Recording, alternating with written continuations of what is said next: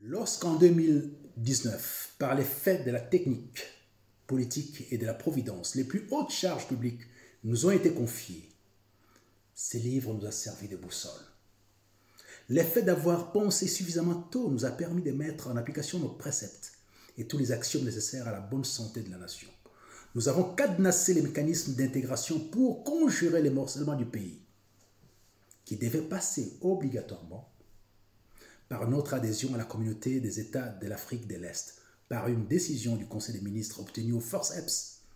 L'adhésion à l'EAC, cette organisation fédérale dont la libre circulation et la libre installation sur les terres de son choix pour tout ressortir de cet espace était dorénavant soumise au Forum des Goma, présidé par les ministres d'État en charge de l'intégration régionale. Ces forums réunissant 5 provinces de l'Est n'était rien d'autre qu'un mini-référendum sachant pertinemment qu'il était impossible d'obtenir la ratification ou les plébiscites des peuples de l'Est.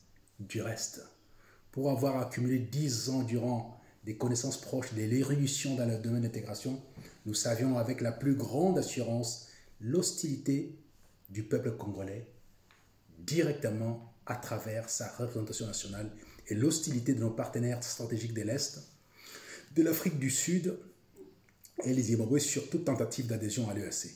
Apparemment, notre départ du gouvernement était vivement souhaité pour jeter en pâture nos terres rapaces, en méconnaissance de la discipline de la grande souffrance endurée par nos ancêtres et tous nos compatriotes de l'Est. Ces livres restent dès lors la preuve de notre probité et de notre loyauté au Congo des commencements.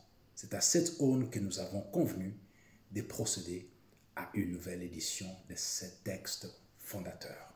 J'ai dit.